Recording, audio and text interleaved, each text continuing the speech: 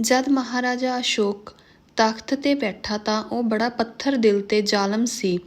ਉਹ ਆਪਣੇ ਰਾਜਾ ਹੋਣ ਦਾ ਰੋਹ ਪਾਉਣ ਲਈ ਲੋਕਾਂ ਨੂੰ ਅਜਿਹੀਆਂ ਸਜ਼ਾਵਾਂ ਦਿੰਦਾ ਸੀ ਕਿ ਜਿਨ੍ਹਾਂ ਬਾਰੇ ਸੁਣ ਕੇ ਮਨੁੱਖ ਦੇ ਰੌਗਟੇ ਖੜ੍ਹੇ ਹੋ ਜਾਂਦੇ ਸਨ। ਉਸ ਦੀ ਰਾਜਧਾਨੀ ਦੇ ਨੇੜੇ ਹੀ ਇੱਕ ਇਮਾਰਤ ਬਣਾਈ ਗਈ ਸੀ ਜਿਸ ਦਾ ਨਾਂ ਉਸਨੇ ਨਰਕ ਰੱਖਿਆ ਹੋਇਆ ਸੀ।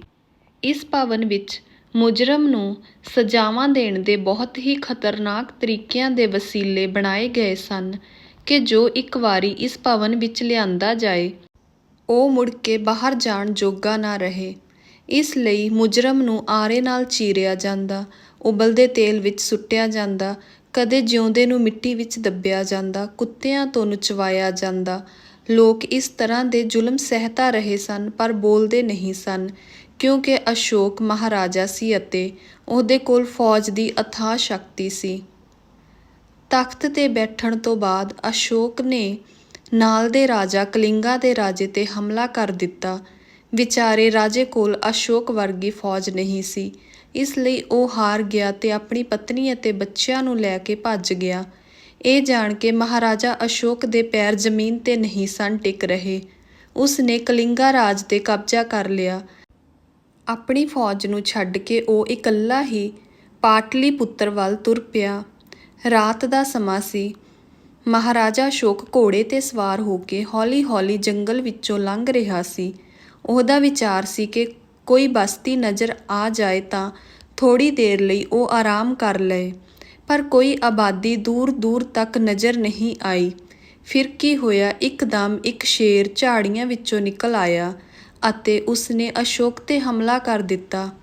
ਉਸਨੇ ਅਸ਼ੋਕ ਨੂੰ ਜ਼ਮੀਨ 'ਤੇ ਸੁੱਟ ਲਿਆ।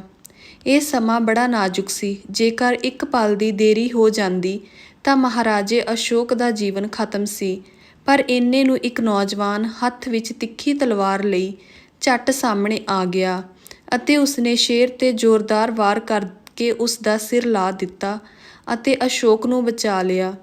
ਇਹ ਨੌਜਵਾਨ ਕਲਿੰਗਾ ਦੇ ਰਾਜਾ ਮਰਗੇਂਦਰ ਸੇਨ ਦਾ ਬੇਟਾ ਜਤਿੰਦਰ ਸੀ, ਜੋ ਅਸ਼ੋਕ ਦੇ ਹਮਲੇ ਤੋਂ ਬਾਅਦ ਆਪਣੇ ਮਾਤਾ-ਪਿਤਾ ਨਾਲ ਭੱਜਿਆ ਸੀ ਅਤੇ ਫਿਰ ਜੰਗਲ ਵਿੱਚ ਆਪਣੇ ਮਾਤਾ-ਪਿਤਾ ਤੋਂ ਵਿਛੜ ਗਿਆ ਸੀ। ਉਸਨੇ ਮਹਾਰਾਜੇ ਅਸ਼ੋਕ ਨੂੰ ਪਹਿਚਾਣ ਲਿਆ, ਪਰ ਇਹ ਜ਼ਾਹਿਰ ਨਹੀਂ ਹੋਣ ਦਿੱਤਾ ਕਿ ਉਹ ਵੀ ਰਾਜੇ ਦੀ ਔਲਾਦ ਹੈ। ਆਪਣੀ ਜਾਨ ਬਚਾਉਣ ਵਾਲੇ ਨੌਜਵਾਨ 'ਤੇ ਅਸ਼ੋਕ ਬਹੁਤ ਖੁਸ਼ ਸੀ। ਉਸਨੇ ਉਸਨੂੰ ਆਖਿਆ, "ਨੌਜਵਾਨਾ, ਤੂੰ ਮੇਰੀ ਜਾਨ ਬਚਾਈ ਹੈ। ਮੈਂ ਤੇਰਾ ਅਹਿਸਾਨ ਮੰਨਦਾ ਹਾਂ। ਤੂੰ ਆਪਣੀ ਕੋਈ ਇੱਛਾ ਦੱਸ, ਮੈਂ ਤੇਰੀ ਹਰ ਖਾਹਿਸ਼ ਪੂਰੀ ਕਰਾਂਗਾ।" ਜਤਿੰਦਰ ਨੇ ਉੱਤਰ ਦਿੱਤਾ, "ਮੈਂ ਜਾਣਦਾ ਹਾਂ ਕਿ ਤੁਸੀਂ ਮਹਾਰਾਜਾ ਅਸ਼ੋਕ ਹੋ, ਜੋ ਚਾਹੋ ਕਰ ਸਕਦੇ ਹੋ, ਪਰ ਮੈਂ ਤੁਹਾਡੀ ਜਾਨ ਬਚਾ ਕੇ ਕੋਈ ਅਹਿਸਾਨ ਨਹੀਂ ਕੀਤਾ, ਸਗੋਂ ਮੈਂ ਆਪਣਾ ਇਨਸਾਨੀ ਫਰਜ਼ ਪੂਰਾ ਕੀਤਾ ਹੈ। ਮੈਂ ਇਨਸਾਨ ਹਾਂ ਤੇ ਹਰ ਇਨਸਾਨ ਦਾ ਫਰਜ਼ ਹੈ ਕਿ ਉਹ ਦੂਜੇ ਇਨਸਾਨ ਦੀ ਮਦਦ ਕਰੇ।" ਇੱਕ ਤਾਂ ਮੁੰਡਾ ਸੋਹਣਾ ਸੁਨੱਖਾ ਸੀ, ਉਸਦੀ ਆਵਾਜ਼ ਮਿੱਠੀ ਸੀ। ਉਸਨੇ ਮਹਾਰਾਜਾ ਅਸ਼ੋਕ ਦੀ ਜਾਨ ਬਚਾਈ ਸੀ, ਇਸ ਲਈ ਮਹਾਰਾਜੇ ਅਸ਼ੋਕ ਜੀ ਦੇ ਦਿਲ ਵਿੱਚ ਉਸ ਲਈ ਡੂੰਘਾ ਪਿਆਰ ਪੈਦਾ ਹੋ ਗਿਆ ਸੀ। ਮਹਾਰਾਜਾ ਅਸ਼ੋਕ ਉਸਨੂੰ ਆਪਣੇ ਨਾਲ ਪਾਟਲੀਪੁੱਤਰ ਲੈ ਗਿਆ ਅਤੇ ਉਸਨੇ ਆਪਣੇ ਮਹਿਲ ਵਿੱਚ ਰਹਿਣ ਲਈ ਕਮਰਾ ਦੇ ਦਿੱਤਾ। ਜਤਿੰਦਰ ਵਿੱਚ ਸਿਰਫ ਬਹਾਦਰੀ ਦਾ ਗੁਣ ਹੀ ਨਹੀਂ ਸੀ, ਉਸਦੀ ਸ਼ਖਸੀਅਤ ਵਿੱਚ ਹੋਰ ਵੀ ਬਹੁਤ ਸਾਰੇ ਗੁਣ ਸਨ, ਜਿਨ੍ਹਾਂ ਤੋਂ ਪ੍ਰਭਾਵਿਤ ਹੋਇਆ ਮਹਾਰਾਜਾ ਅਸ਼ੋਕ ਉਸਨੂੰ ਬਹੁਤ ਪਿਆਰ ਕਰਨ ਲੱਗਾ ਅਤੇ ਦਿਲੋਂ ਉਸਨੂੰ ਆਪਣਾ ਪੁੱਤਰ ਮੰਨਣ ਲੱਗ ਪਿਆ। ਤੇ ਫਿਰ ਉਹਦੇ ਪਿਆਰ ਦੀ ਹਾਲਤ ਇਹ ਹੋ ਗਈ ਕਿ ਜਦੋਂ ਤੱਕ ਉਹ ਜਤਿੰਦਰ ਨੂੰ ਵੇਖ ਨਾ ਲੈਂਦਾ ਉਸਦੇ ਦਿਲ ਨੂੰ ਚੈਨ ਨਾ ਮਿਲਦਾ। ਦੂਜੇ ਪਾਸੇ ਮਹਾਰਾਜਾ ਅਸ਼ੋਕ ਨੇ ਐਲਾਨ ਕਰ ਦਿੱਤਾ ਕਿ ਕਲਿੰਗਾ ਦੇ ਰਾਜੇ ਦਾ ਪੁੱਤਰ ਜਤਿੰਦਰ ਸਾਥੋਂ ਹਾਰੀ ਹੋਈ ਫੌਜ ਦਾ ਆਗੂ ਸੀ। ਉਸ ਨੂੰ ਗ੍ਰਿਫਤਾਰ ਕਰਾਉਣ ਜਾਂ ਕਰਨ ਵਾਲੇ ਨੂੰ 1000 ਅਸ਼ਰਫੀ ਇਨਾਮ ਦਿੱਤਾ ਜਾਏਗਾ। ਉਸ ਨੂੰ ਇਹ ਪਤਾ ਨਹੀਂ ਸੀ ਕਿ ਜਿਸ ਨੌਜਵਾਨ ਨੂੰ ਮੈਂ ਗ੍ਰਿਫਤਾਰ ਕਰਨਾ ਚਾਹੁੰਦਾ ਹਾਂ ਉਹ ਉਹੀ ਹੈ ਜਿਸਨੇ ਮੇਰੀ ਜਾਨ ਬਚਾਈ ਹੈ ਤੇ ਮੇਰੇ ਦਿਲ ਦੀ ਧੜਕਣ ਬਣ ਚੁੱਕਿਆ ਹੈ। ਇੱਕ ਦਿਨ ਮਹਾਰਾਜਾ ਅਸ਼ੋਕ ਨੇ ਇੱਕ ਮੁਜਰਿਮ ਨੂੰ ਸਜ਼ਾ ਦਿੱਤੀ ਅਤੇ ਉਸਨੂੰ ਇੱਕ ਲਿਖਤ ਆਰਡਰ ਦੇ ਕੇ ਆਪਣੇ ਸਿਪਾਹੀਆਂ ਦੇ ਪਹਿਰੇ ਹੇਠ ਨਰਕ ਭਵਨ ਵੱਲ ਭੇਜ ਦਿੱਤਾ।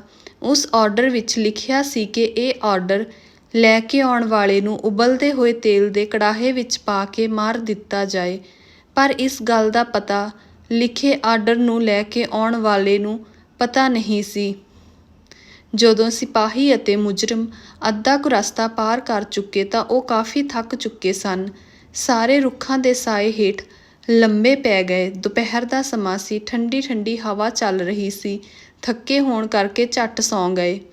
ਇਹ ਇਤਫਾਕ ਦੀ ਗੱਲ ਹੈ ਕਿ ਜਤਿੰਦਰ ਵੀ ਉਸੇ ਜੰਗਲ ਵਿੱਚ ਘੁੰਮ ਰਿਹਾ ਸੀ। ਘੁੰਮਦਾ ਹੋਇਆ ਉਹ ਵੀ ਸੁੱਤੇ ਹੋਏ ਸਿਪਾਹੀਆਂ ਅਤੇ ਮੁਜਰਮ ਕੋਲ ਪਹੁੰਚ ਗਿਆ।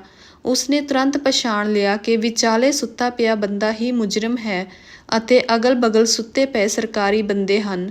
ਉਸਨੇ ਹੌਲੀ ਜਿਹੀ ਮੁਜਰਮ ਨੂੰ ਜਗਾਇਆ ਅਤੇ ਉਸ ਤੋਂ ਸਰਕਾਰੀ ਆਰਡਰ ਲੈ ਕੇ ਪੜ੍ਹਿਆ। ਉਸੇ ਸਮੇਂ ਉਸਨੂੰ ਖਿਆਲ ਆਇਆ ਕਿ ਮਰਗੇਂਦਰ ਸੈਨ ਦਾ ਪੁੱਤਰ ਹਾਂ, ਮੇਰੀ ਗ੍ਰਿਫਤਾਰੀ ਲਈ ਵੱਡਾ ਇਨਾਮ ਐਲਾਨਿਆ ਗਿਆ ਹੈ। ਪਤਾ ਨਹੀਂ ਮੈਂ ਕਿਸ ਵੇਲੇ ਫੜਿਆ ਜਾਵਾਂ। ਫਿਰ ਮੇਰੀ ਮੌਤ ਤਾਂ ਪੱਕੀ ਹੈ। ਜੇਕਰ ਮੈਂ ਇਸ ਸਮੇਂ ਇਸ ਬੰਦੇ ਨੂੰ ਬਚਾ ਲਵਾਂ ਤਾਂ ਇਹ ਬਚ ਜਾਏਗਾ। ਇਸਦੇ ਬਾਲ ਬੱਚੇ ਭੁੱਖੇ ਨਹੀਂ ਮਰਨਗੇ।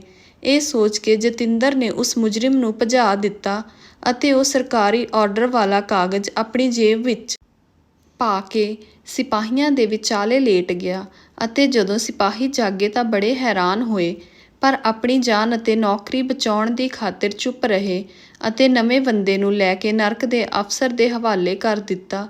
ਉਸ ਅਫਸਰ ਨੂੰ ਕੀ ਪਤਾ ਸੀ ਕਿ ਇਹ ਉਹ ਮੁਜਰਮ ਨਹੀਂ ਹੈ ਜਿਸ ਨੂੰ ਮਹਾਰਾਜੇ ਅਸ਼ੋਕ ਨੇ ਭੇਜਿਆ ਸੀ।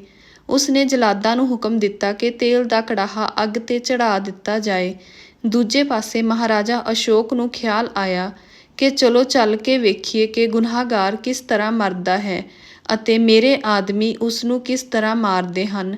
ਪਰ ਜਦੋਂ ਉਹ ਜੰਗਲ ਵਿੱਚ ਪਹੁੰਚਿਆ ਤਾਂ ਕੀ ਵੇਖਦਾ ਹੈ ਕਿ ਮੁਜਰਮ ਤੁਰਿਆ ਆ ਰਿਹਾ ਹੈ। ਅਸ਼ੋਕ ਦੀਆਂ ਅੱਖਾਂ ਗੁੱਸੇ ਨਾਲ ਲਾਲ ਹੋ ਗਈਆਂ।